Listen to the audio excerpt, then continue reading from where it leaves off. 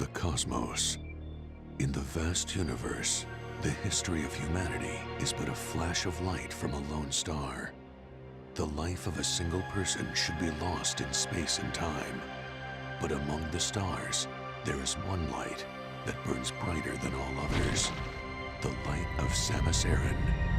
Her battles extend beyond her life and etch themselves into history.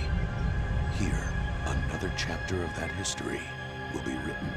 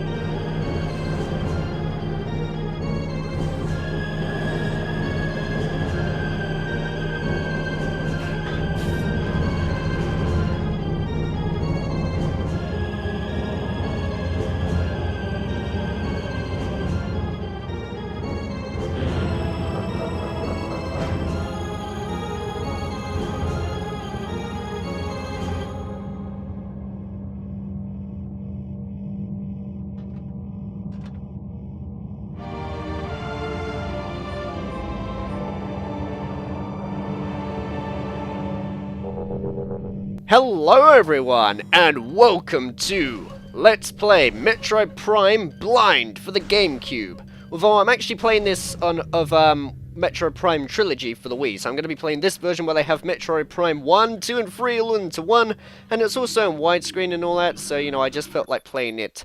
But one thing you may be wondering is, how the hell do I know what I'm doing?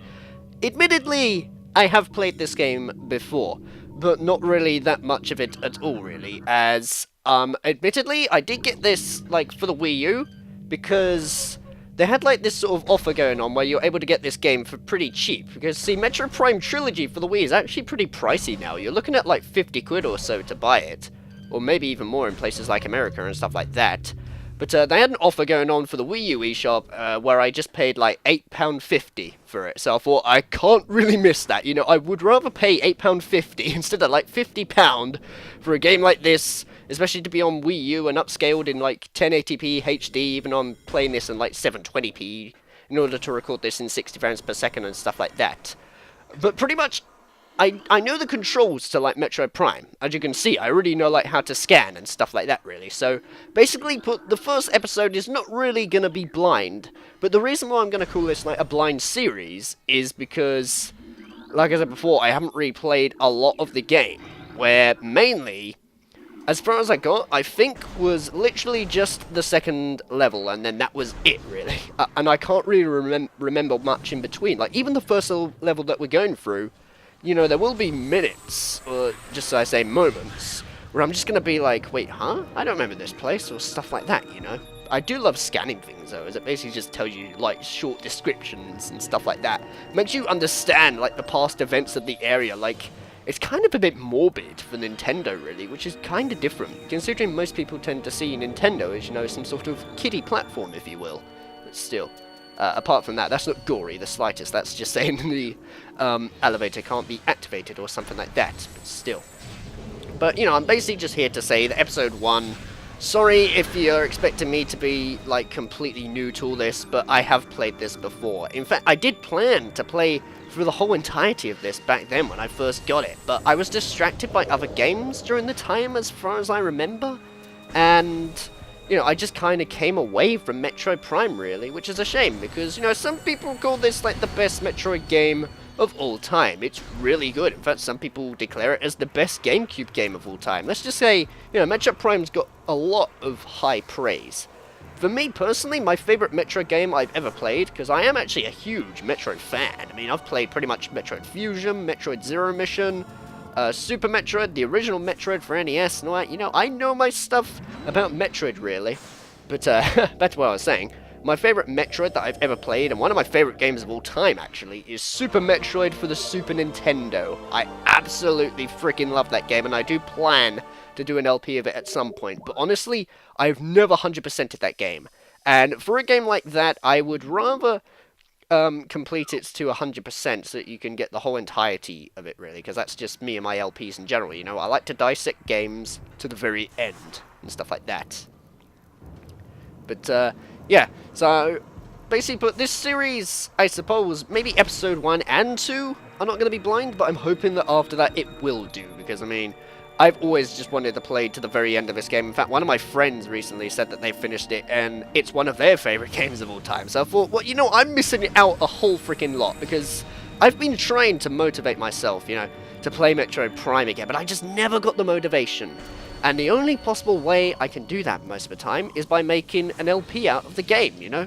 That's pretty much what I did, I think, in order to convince me to get Donkey Kong Country. I made a blind series of that for the Super Nintendo, really enjoyed it, and then it made me want to play more of the series. So I kind of want to do the same, you know, for Metroid Prime as well. Also, given the fact that with me playing other Metroid games in the series, I'm kind of familiar with how things work. Even though this is basically some sort of 3D perspective, you know, and there are some differences now and then, here and there, and stuff like that. You know, I'm at least familiar with the fact that you can get energy tanks, missile upgrades, and stuff like that, so, you know, I'm sort of familiar with it. Even though it may have a lot of surprises waiting for me. Okay, let's see. Unknown info. This specimen has been horribly mutated. There are no life readings. Okay. I think I remember, though, that if you scan the red ones, they tell you, yeah, stuff that you can get. Exactly, like pirate data. Okay, so what does this say? Space pirate encrypted data decoded. Okay. Zeus has fallen. All ground personnel are presumed dead. Either killed by the hunter clad in metal or in the subsequent destruction of the underground facilities. Jesus, this is going to have very complicated vocabulary for me to pronounce. Oh boy. Our research frigates Orpheon, great, I've already probably mispronounced that, Syriacus and Volparagon were in orbit at 0 hour and managed to retreat. Frigate Orpheon is now docked at Vortex Outpost. Orpheon, however you pronounce it, cargo appears to have a 100% survival rate. Metroids are healthy but on restricted feeding schedules due to uncertain supply status. We are ready to begin research on the Metroids and other promising life forms. Security status remains at code blue. No signs of pursuit from the hunter. I see. Rather interesting log that I got given right there, but still. I don't know if I'm going to scan every single thing in the area, though, because, I mean, if I just scan this, it's just going to tell me all this stuff here that's optional, I guess. Because completion rate, I don't know what it's going to be in this LP. It's going to be kind of the same thing, really, with Donkey Kong Country, because at the beginning I was all like, I'm going to go for 100%, but I might not. So, you know, we'll just play it by ear along the way and just see how it all goes, and just have a fun time playing Metroid Prime, really, you know.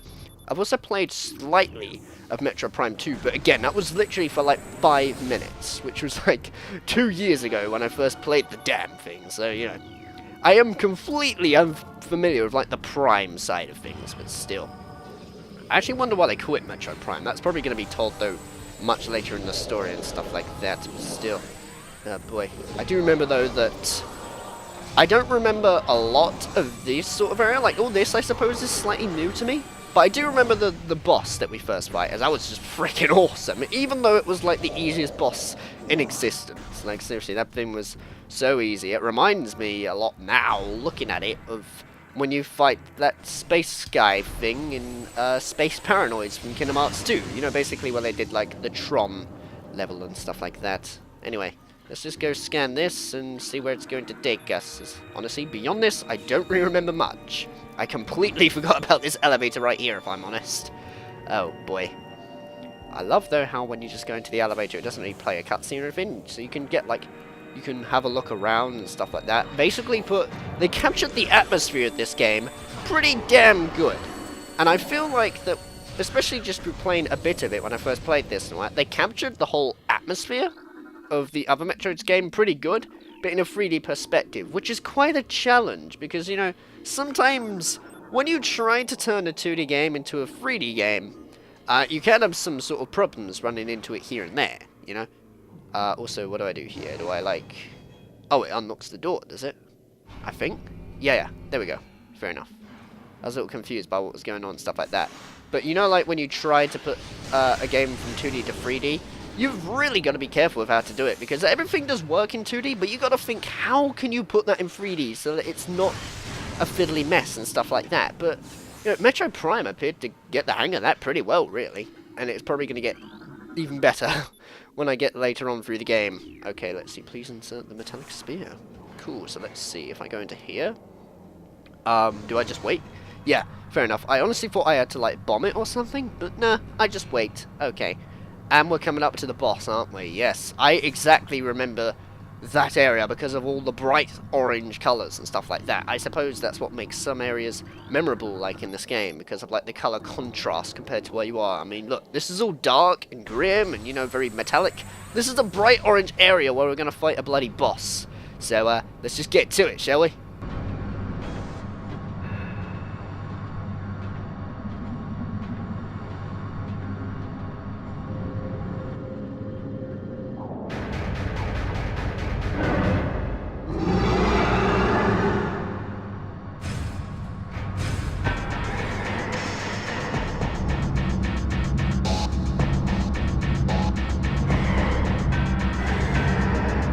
I honestly feel like this isn't even a blind LP anymore with what I'm doing. This feels more like the fact that I've already played this game before and it's just a normal regular LP of this game.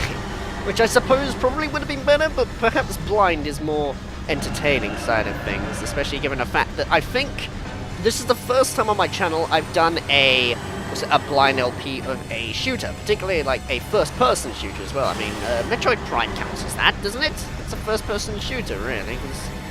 You know, I'm in like the eyes of Samus Aran, and I'm destroying like a parasite here and stuff like that. Also, yeah, I found its weak spot.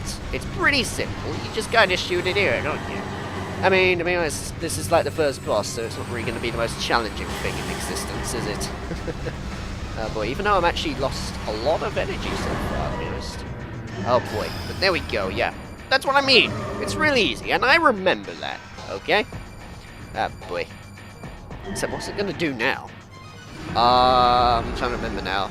Like it kind of like explodes or something, doesn't it? Yeah, there we go. Evacuate immediately. Evacuate immediately. Oh yeah. I forgot about this actually, but oh boy. Every time you do anything in Metroid, you are always going to expect something to cause like an evacuation to the planet, because somehow Samus is just going to make it self-destruct for some reason. I don't know how and I don't know why, but that's always a thing. Like, particularly, you know, even at the beginning of Super Metroid, when you defeat the first boss and stuff like that, that's it, get out! The whole planet's going to explode. I don't know why. It even happened with Metroid Fusion. God knows how she does it. It's really weird. Oh boy. Anyway, let's go see what we got out here. So much more enemies to the frickin' hell, man! What the hell happened here? Whew! Big old explosion right there in half. I thought I'd have to take out each of them manually, but I guess not. The giant thing up there decided to blow up and kill everybody. Like it threw a smart bomb from Star Fox or something. I suppose technically it did that, but still. So I keep forgetting to use my charge beam on those guys, as it makes them easier to defeat, doesn't it? So, oh wait, I have to go into here, do I?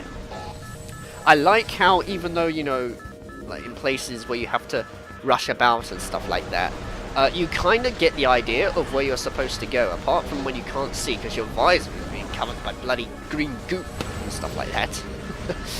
But basically put, you know, even though you're in space, you feel like you're going to get lost a lot.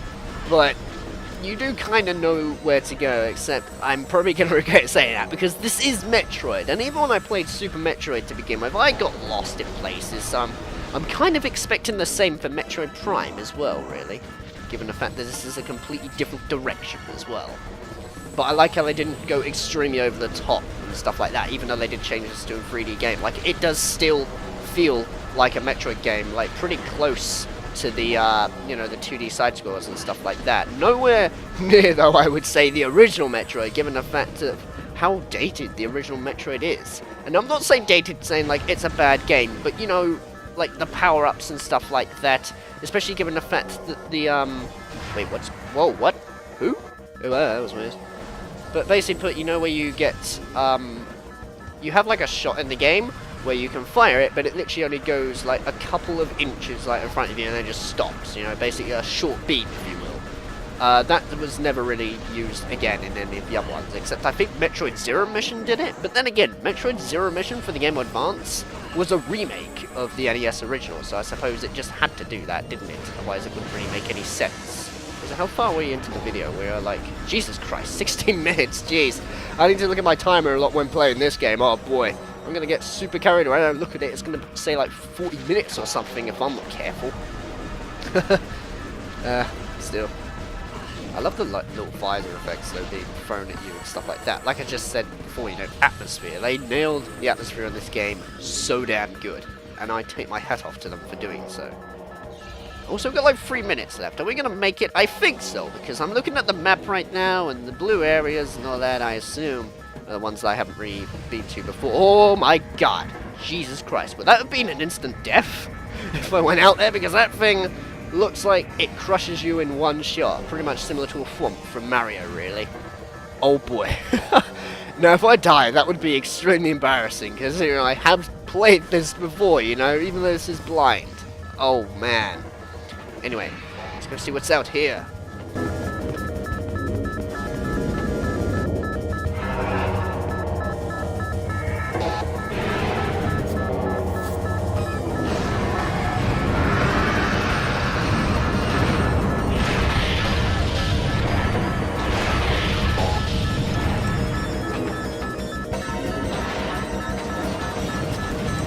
I wonder how hard Ridley is in this game. Because, I mean, in Super Metroid, he was a pain in the arse. He's probably worse in this one. Okay, let's see. While in combat visor mode, press and hold Z when this object is in your view to perform a grapple beam swing. Alright, okay, so that means then if I just switch to this, I can do that. Aha, there we go. Cool. That's alright then. Actually not too hard to do and all that, even though the controls are motion controlled. Because, like, obviously, you know, this is Metroid Prime Trilogy on the Wii. So I'm having to use the Wii remote to point around, but it's kind of cool in a way, because I actually feel like Samus Aran myself, given the fact that what I use to record is a headset or so, because it kind of feels like I'm in some sort of like helmet or something, and the Wii remote is my gun. I don't know, I just find it really cool. Also, quick, get in there, Samus! You're gonna blow up! Okay, maybe not, this is gonna force you in. Was it what? Oh no. Oh yeah, of course, I forgot this as well. In most Metroid games, for some reason, and I don't know why, wherever she freaking goes, like in any Metroid game, she magically loses all of the powers that you found in the previous game. So, I honestly thought this would be the first one. In fact, I kind of forgot about this, really. You know, where you just had your powers all the way to the very end, but nope, apparently not. She loses them for some reason. Room is depressurizing. Depressurizing. Oh wow, you have to wait for the. Is that Nintendo? Is that just an excuse to like for load times in the game? If so, that's quite a genius way to do it, if you ask me. Instead of just saying loading, just completely cutting out the atmosphere completely.